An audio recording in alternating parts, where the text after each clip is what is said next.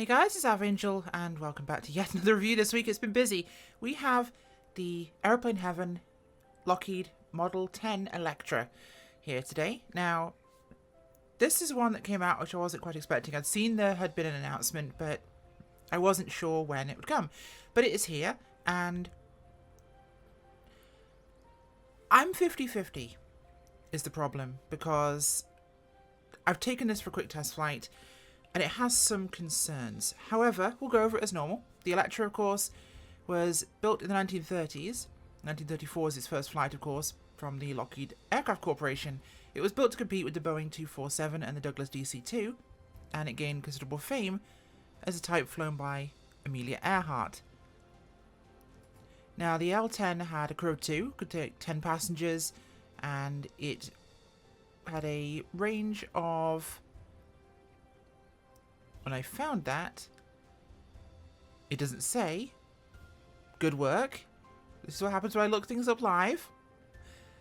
Cruise is around 150 knots, which is actually pretty reasonable. Range is 810 miles. I am blind. My notes are terrible. So, reasonably good range for the time period, and it was a relatively quick aircraft compared to the others in the market. Now, the L-10 is Aeroplane Heaven's latest. And here's the first issue. Yeah, apparently we're 8 feet tall, which is something odd to miss, because this is not a pilot position. This is a pilot position, or perhaps this, but not this. It's like, oh, hello, this is where I'm sitting. No. Yeah, the default pilot position is untenable. Now, let's go take a look on the outside, because this, as far as I can tell, is their FSX model imported to the new sim, and it does look good in places, but it also looks kind of rough in some.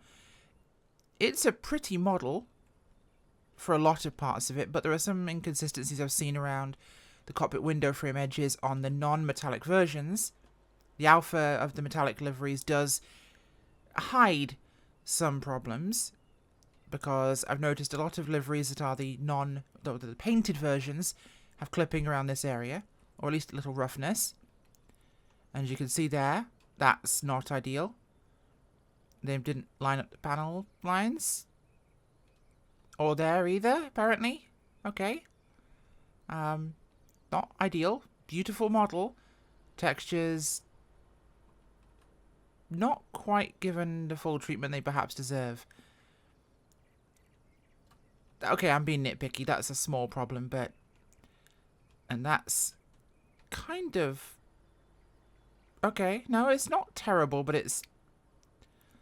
Something about the engine actual bell there just looks a little bit odd. I'm not sure. Overall, the aircraft does look good. It is a good-looking aircraft. There are small little niggly bits that only I'm really going to notice, and that's because I'm a texture artist. Now, I do think the scratching's a little extreme on the outside. Holy crap, has it been through a sandstorm? Is this an original one that's just been found now? I'm not sure. Let's go inside. So inside, thankfully, there's a lot less scratchiness. Now, here's where my issues start. We have so much... The hell is that? You seen this? If I move the camera around... Okay, it's a seam in the glass that is a poly string that's not attached. Or the polys next to each other are not attached to each other, or there is some sort of tear there. That's a problem that should have been spotted. And here's another one. I don't even know if that's meant to be a window. I think it probably is meant to be at least an operational window of some sort, and the hatches here do nothing. Now, you have got the ability to set your pilot yoke visibilities, which are these switches here. Fair enough, fairly standard feature. And you can click this switch to basically get yourself ready to just hit the starter button. And you can press this switch here to go to cold start. Now this gives us the more modern option. Now, what would they say is a more modern option for this aircraft? Yeah, a G3X.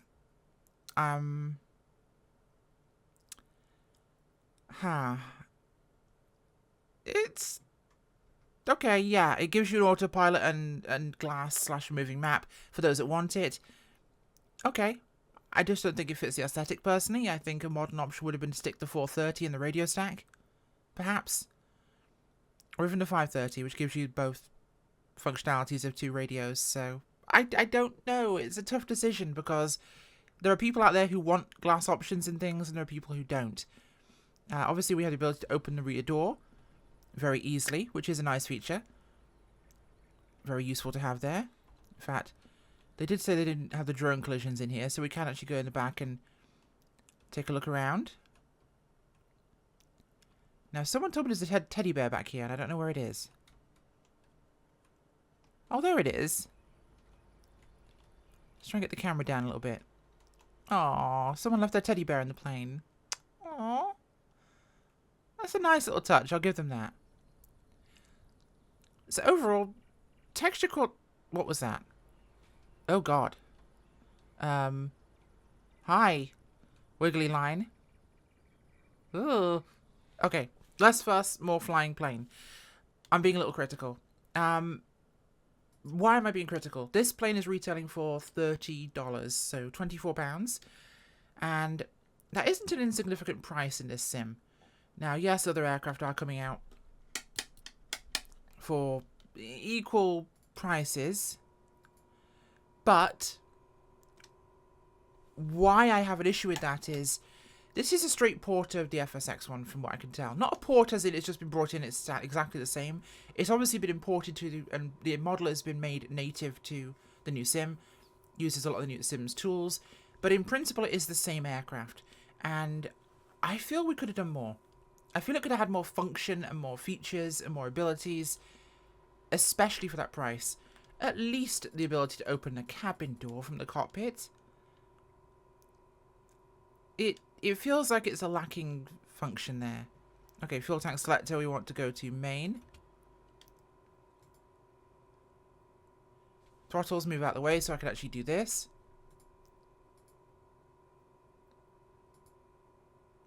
If it ever wants to let me actually change the position of this. There we go. Okay, right. Let's get ourselves ready to rock and roll here. Where is my starter? Those are batteries, those are landing gear. Okay. Right, let's go for this one. Prime the engine.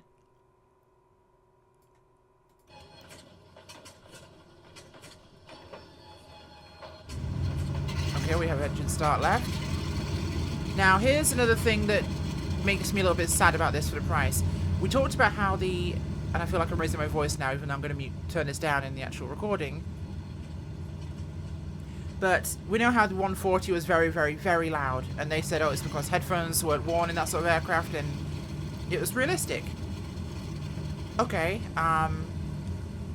Once again, this is a very, very noisy aeroplane. And I've got my sim master volume at 20%.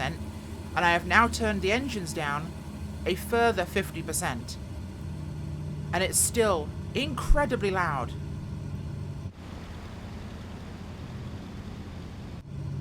Somehow louder in the aircraft than outside. Same with the 140. And they have said that they at some point do hope to basically use a WI's sound system for this aircraft. But for now it's legacy sound files. So once again, the sounds are horrifically too loud. And I do think that's a problem. Because they had a lot of criticism in the 140 for two things. Those two things were sticking the glass cockpit in there as a modern avionics option, which they then later switched to a proper radio stack with a 430, which is more realistic to have in that sort of aircraft as a hidden modern avionics option for, you know, taking to shows, and the volume. I don't think they changed the volume, which is strange as it's the biggest criticism of the aircraft. And the same things happen again. Now, unlike the 140, which you got floats with, of course, this you do not. You just have one straight version. It doesn't have a number of the features that the 140 had. And more importantly, it's... Oh god. I could barely hear myself think. Now, unlike the 140, it doesn't clip the sound, but it is quite a noisy aircraft. Too noisy, in fact. Yes, sure, chances are you didn't fly with earphones in the actual thing, although I'm pretty sure a lot of people did, even by the 30s. It's very, very loud, obnoxiously so. Now, in terms of views you get in the aircraft, of course, you've got the typical nice set of go-to-everywhere viewpoints, including a couple of the cockpit, or the passenger cabin, that one broken glass there. Very nice to have. Very nice indeed. Let's reset my camera view back down to a normal person's height. So, how does it fly? As well as I think I'd expect. It feels a little heavier. It does feel a little bit light on the pitch, because that feels way too pitchable than an aircraft of this size should be. I shouldn't be able to yank it around that much. But yes, I can. I genuinely feel bad when I have to criticize things, and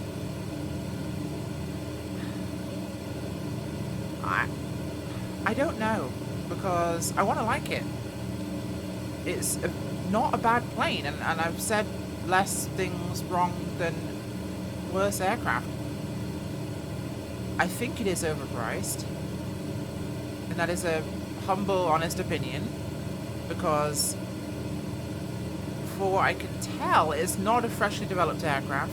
It has been brought over from their other version. Yes, it's had changes, but in its heart, it's the same aircraft. And it's not a bad aircraft. If this is something you want to fly, it's not bad at all. It looks good in terms of its texturing. I just feel it lacks a lot of function and feature. There's no candy other than a door that opens.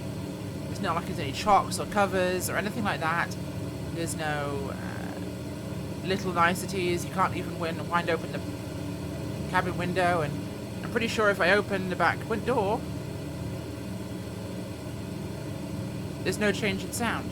So it just feels a little, as it's reset my pilot attitude, because, and this has to change. If they're going to fix anything, the sound volume has to come down, and the pilot's eye point has to be fixed, because I don't know how that escaped beta. Is it the little things like the glass tear, which is horrifically obvious to me now, or a couple of little panel warps. The panel warps may be picky, but how they managed to let the pilot's eye point through, I don't know. Unless, you know, that is considered realistic for this aircraft, and I don't think it is. I hope this is not what we would consider realistic, because that's horrible. It's unflyably high. I'd like to think this is a lot more realistic, if anything, and how that viewpoint got through, I don't know. Because this is the version that's on the store. I bought it directly from them last night, and for $30, I hate to say I'm expecting more. It's a $20 aircraft, and even then that's maybe pushing it for the bugs and or lack of features.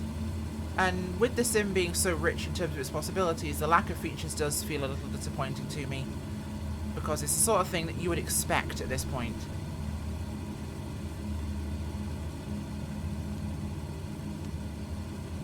Let's bring her in for a landing. She does fly well, other than being incredibly pitch happy. A little more sluggish because I have flaps and gear out at this point in time.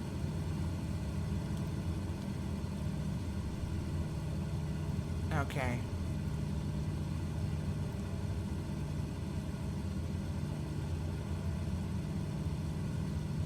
Line her up here. Bring her in for a touchdown. I do really like the Electra, and I think it's got a lot of potential. The Sperry functions do work, but they are essentially modern autopilot functions rather than Sperry ones, just because of sim limitations there. The one thing that I did find interesting was they said the tail wheel lock is inoperable because the functionality isn't right for it yet in the sim.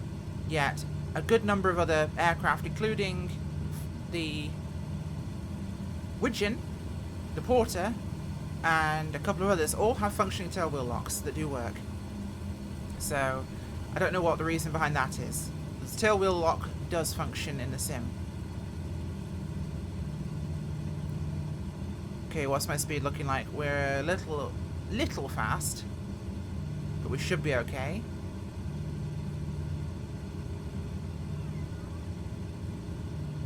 Over the fence.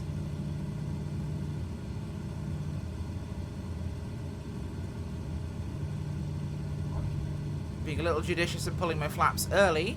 Try and get some speed down. Okay, this stops way quicker than I thought it would. As I nearly nose wheelied it there. Okay, that stopped a lot quicker than I imagined. I guess I was overestimating how much braking force and drag I'd have to impart on the aircraft there. Okay, so what do I think? Where does it fit on the scale? Pretty sure it's a solid 5.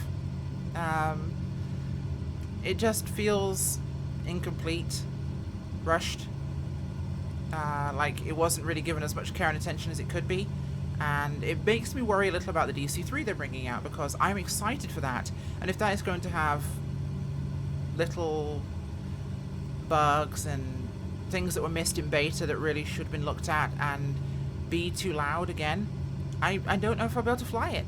I really want to fly the DC-3 a lot. I love that plane. But if it's going to be annoyingly loud to a ridiculous level, be kind of unfinished and overall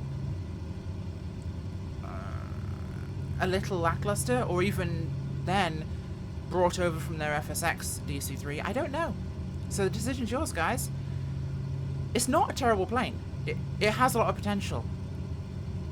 I just don't think it's there yet. I think it needs at least 2 or 3 patches before it will be well worth flying. And I do respectfully think the price is a little steep.